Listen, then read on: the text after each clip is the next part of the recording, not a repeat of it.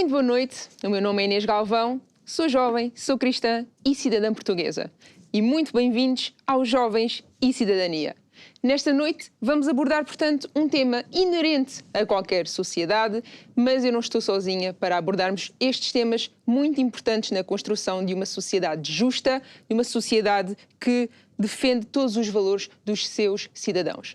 Estou acompanhada, portanto, de dois comentadores que me vão ajudar a abordar estes temas importantes. São eles Nádia Matos, formada em Gestão de Empresas e deputada municipal. Boa noite, Nádia. Boa noite. E também estou acompanhada pelo Nuno Correia, formado em Fisioterapia e pós-graduação em Gestão e Administração de Saúde. Boa noite, Nuno. Boa noite.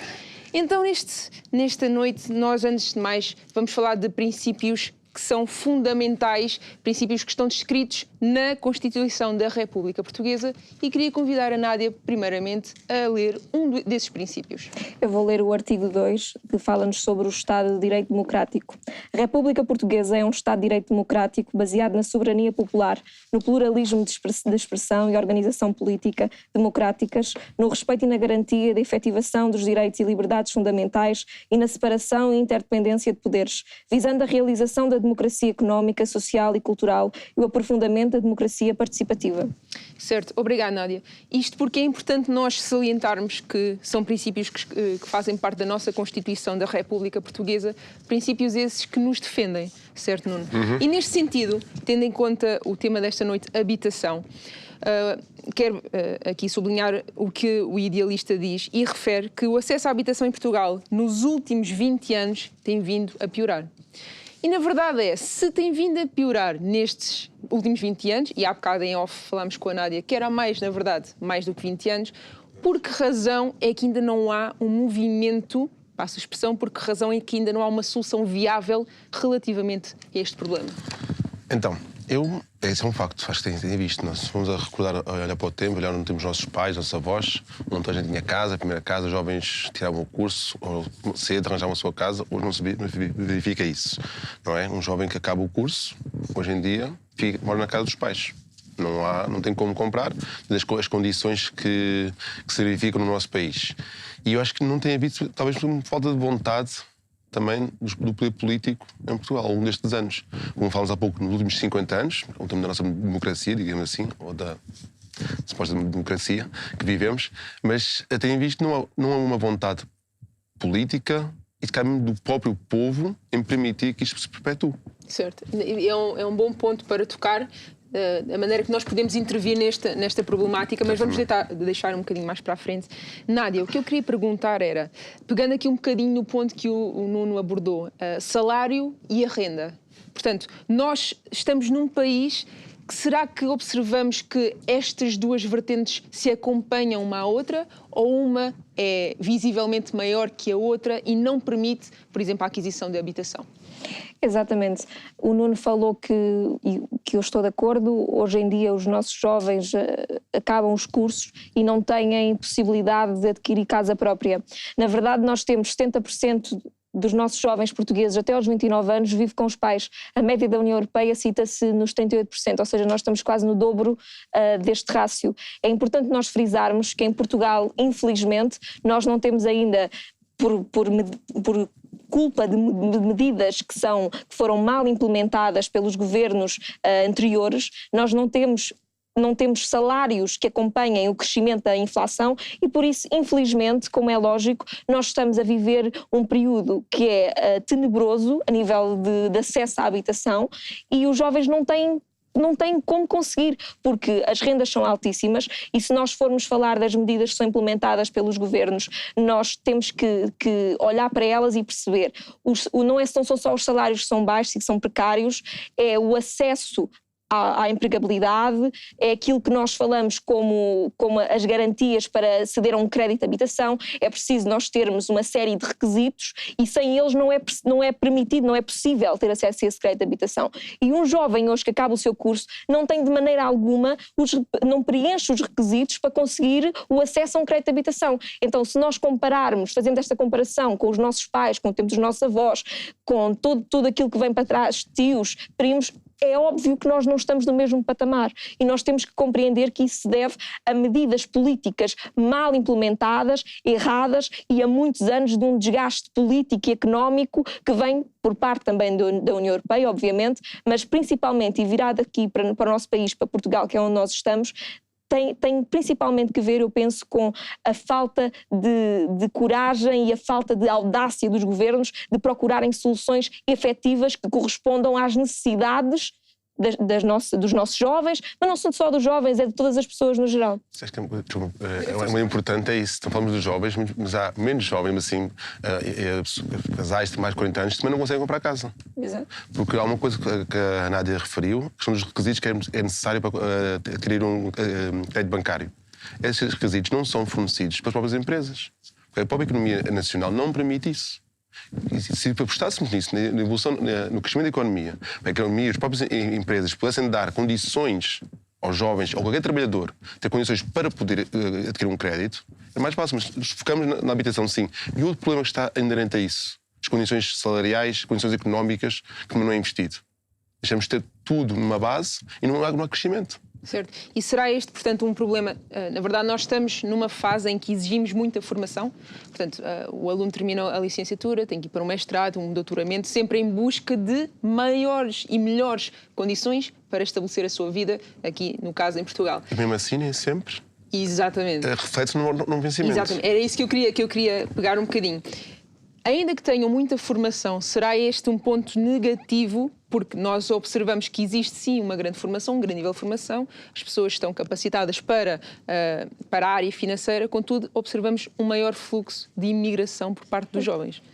Não é um bocadinho contraditório? Por um lado, temos mais conhecimento, temos maior possibilidade de nos gerirmos a nós próprios, por outro lado observamos que os jovens estão a emigrar. O que é que vocês têm a dizer relativamente a este tema?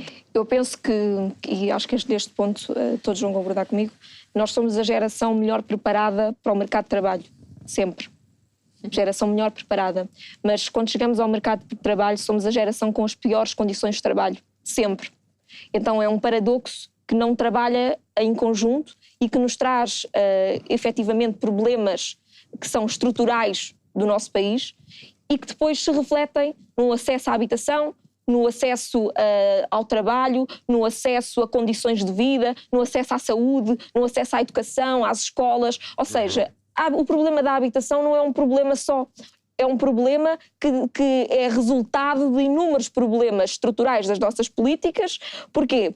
Porque as nossas, infelizmente, a nossa população, quase metade, 44% da nossa população vive nas zonas metropolitanas de Lisboa e Porto. Isso tem resultados depois no que diz respeito ao interior do país, como a desertificação, depois temos a sobrelotação de território, no caso das áreas metropolitanas, o acesso... O que faz aumentar também o preço das casas também. O que dispara automaticamente, exatamente, o valor da inflação dispara brutalmente por causa dessas questões, porque depois as pessoas também, nós não nos formamos e não vamos procurar um sítio para viver onde não tenhamos acesso a serviços. Ninguém vai fazer isto. Ninguém investe fora das áreas metropolitanas. Justamente. Então, o governo tem que criar medidas que não visem só as áreas metropolitanas e as grandes metrópoles como Lisboa, Porto, Algarve, Coimbra, etc., mas tem que se focar também para o interior do país. Tem que ser políticas viradas para todas as pessoas. Os portugueses não residem só nas áreas metropolitanas, residem no país inteiro. E nós temos que pensar, nós, enquanto jovens, temos que reivindicar através do nosso voto, através da nossa voz na sociedade, temos que reivindicar estas medidas implementadas o mais rápido possível, porque o tempo urge. E nós vamos arranjar casa própria aos 50 anos? Vamos construir família com que idade? Então nós temos que começar a pensar, e esta minha intervenção cabe também por incentivar a quem nos esteja a ouvir, aos jovens, não só todas as pessoas que nos estejam a ouvir, para utilizarem a sua voz e o seu poder democrático, porque vivemos numa sociedade democrática, para utilizarem esse poder para reivindicar junto em todas as instâncias políticas, todas as instâncias que existem no nosso país, que estão capacitadas para lidar com estes problemas, têm que reivindicar os seus direitos. Se é um direito que está consagrado na Constituição, a habitação própria, está na lei de bases, está consagrado na nossa Constituição, porque é que as pessoas não vivem na rua? Porque é que as pessoas são despejadas? Porque é que as pessoas não têm condições de trabalho, trabalham e não têm condições para pagar uma renda de casa? E vou pegar aqui no ponto que a Nádia referiu e comentar um dos dados, porque contra dados é impossível fugir, não é verdade? E na verdade é que o Expresso refere que os sem-abrigos aumentaram em 78% em 4 anos. Portanto, são mais de 10 mil homens, mulheres, jovens, famílias inteiras. Estas pessoas vivem em situações precárias. E a minha pergunta é, Nuno, perante esta questão, este problema social, onde é que fica a dignidade de uma pessoa que deveria estar protegida? Já não fica, não há. A dignidade não há, não é? Nem a dignidade a ser protegida. Vai um conto também do que a Nádia estava a referir. Porque isto tudo é uma bola de neve, não é só na habitação. Porque se nós não apostamos no emprego, a sociedade não cresce. Não há educação, não há saúde, tudo isso é uma bola de neve e tudo está interligado. Uma coisa leva sempre para a outra. Ao deixarmos de ter essas garantias que estão consagradas na Constituição da República Portuguesa, deixamos de ter o nosso salvaguarda, não é? Que foi dado desde a Revolução do 25 de Abril, mas não nos é garantido isso, a dignidade não existe. Não é? Não há essa dignidade para um português. A partir do momento que uma pessoa trabalha, até consegue trabalhar, mas não consegue pagar uma habitação, é muito paradoxal. Uma coisa é uma pessoa não tem emprego, não tem rendimentos. Uma pessoa que tem rendimentos não consegue uma habitação, não está de todo enquadrado na lei portuguesa. É ilegal. E acaba por ser ilegal. E temos visto isso, pessoas que conseguem trabalhar, têm emprego, mas o que ganham não é capaz de suportar os custos de toda a economia que elas precisam. De habitação, e não falo de habitação, de habitação, saúde. Isso a saúde dá outro tema também. Não é só na habitação que nós temos os custos. Temos toda uma vida inerente. Então, estamos a conseguir porque ninguém está a proteger. O que é que está a ser feito pela sociedade? A sociedade não resiste só em construirmos muitas casas, mas dar condições para as pessoas viverem nessas casas, eles para viver. E isso é a função do Estado, não é? É o típico exemplo, não é? O povo é o dono do país e o Estado está a gerir o nosso dinheiro. Exato. É o nosso conselho de administração, nós temos os acionistas. Eles têm essa função e não estão a gerir. Ou seja, o dinheiro é gerido, não é mal gerido. Ou não é dividido por todos da forma que a Constituição assim o obriga. Exatamente. E neste sentido eu vou pedir então a colaboração também da doutora Luísa, ela que nos vai falar um pouco mais da parte legal relativamente a este tema da habitação. O direito à habitação é um direito fundamental e é um direito estruturante do nosso Estado de Direito Democrático. Tem na sua essência desde logo a dignidade da pessoa humana. O artigo 1º da Constituição da República Portuguesa diz-nos que Portugal é uma república soberana baseada na dignidade da pessoa humana. E aqui inclui-se o direito à habitação. Todas as pessoas têm direito a ter uma habitação para que possam viver com dignidade humana.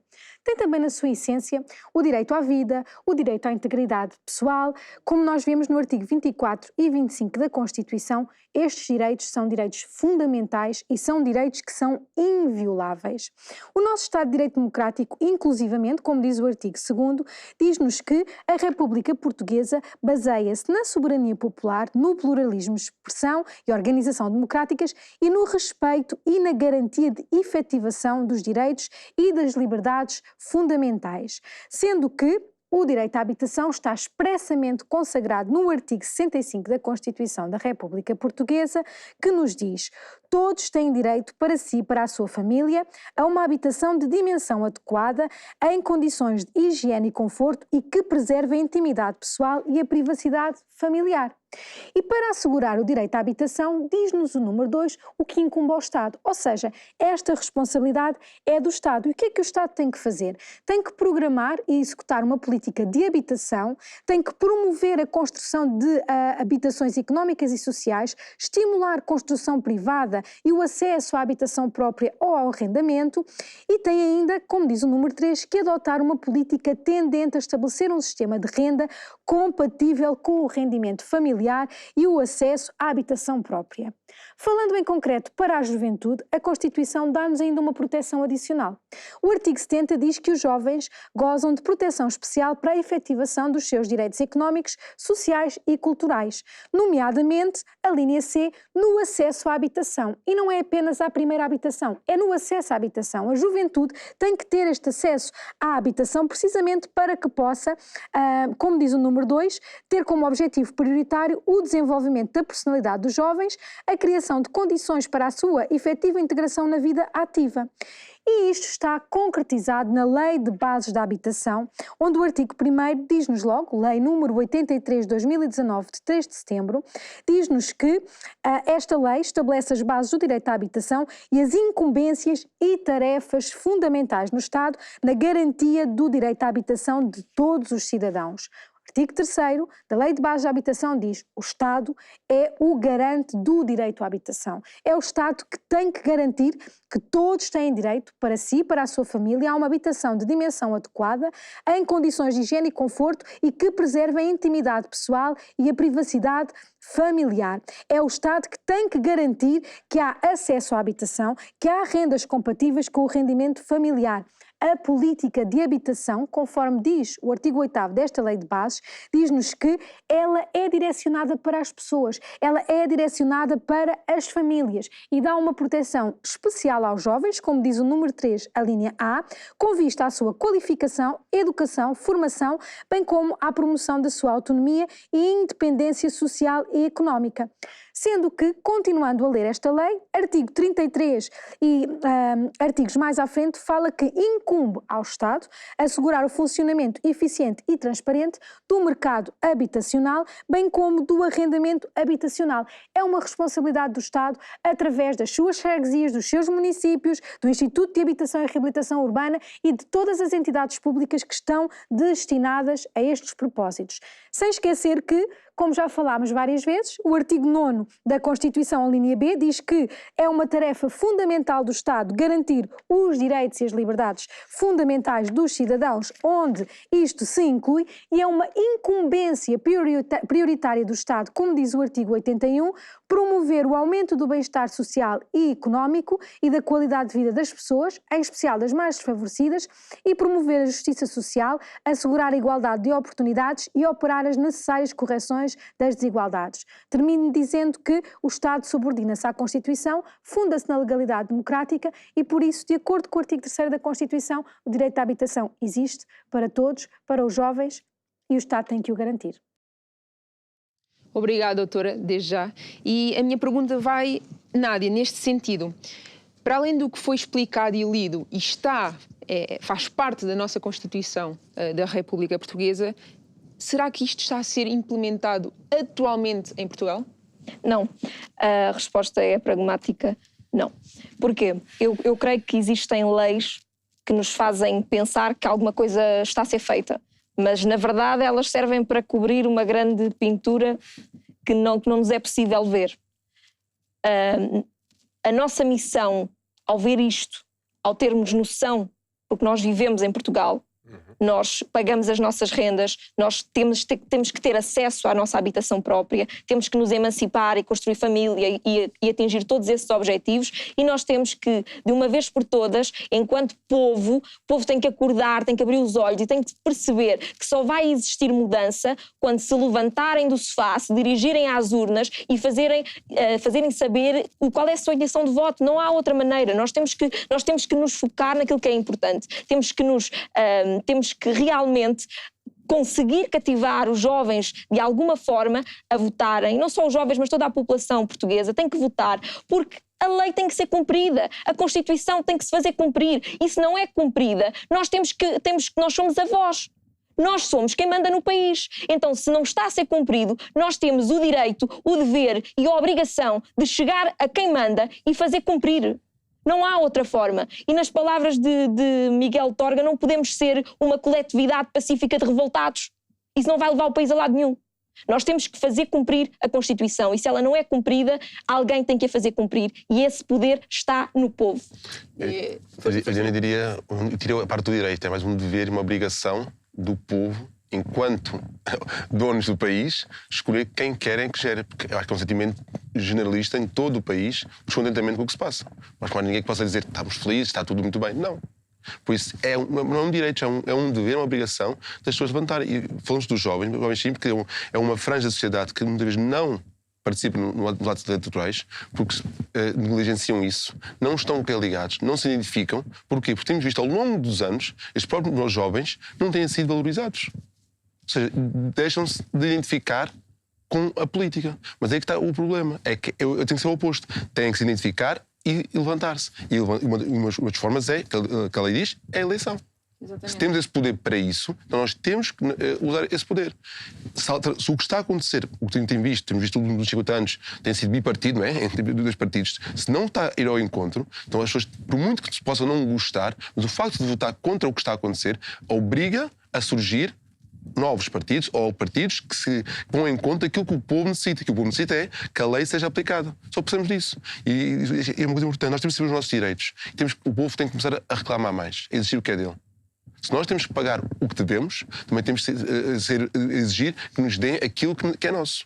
Se há algo que é meu, então ninguém me pode tirar.